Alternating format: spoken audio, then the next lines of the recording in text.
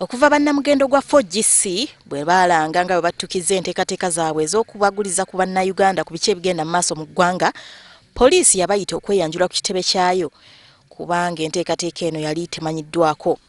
Wadde baaganye okweyanjula, poliisi etegeezezza nga bw'egenda okubawenja bakwate olw'okujeemera ebiragiro byayo.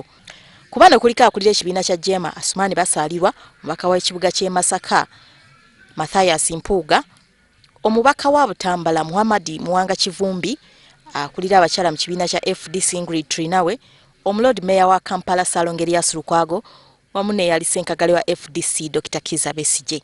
Okusinziira ku poliisi, bano bavunaanibwa kukolera mirimu gyabwe mu kibiina ekitali mu mateeka. Okutaano bwe baali basuubirwa tebaalabikako.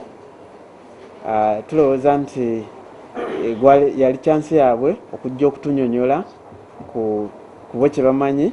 Tegeza Mwami Kayihura alekera okweyingiza mirimu gya Lord Mayor n'ejjaffe abakulembeze abalondebwa kubanga si buvunaanyizibwa bwe. Poliisi emaze ennaku eziwera ng'erindiridde abantu bano okweyanjula ku kitebe ky'abambega ekyenjawulo ekyekireka, wabula mpaawo n'omu eyeeyanjudde. Kati poliisi esazeewo okutandika kuyigga omu ku omu okutuusa lwe n'ebakwata, kyokka nabo baweze nti okufa n'obutanyagwa waakiri okubakwata tebagenda kweyanjulira poliisi kubanga tebalina musango.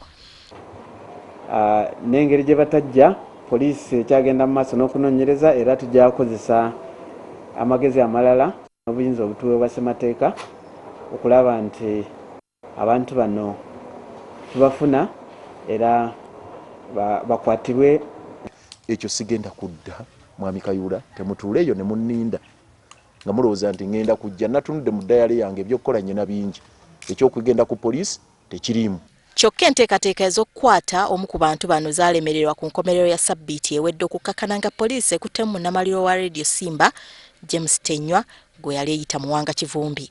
Stella Nabakooza, WBS TV, Kampala.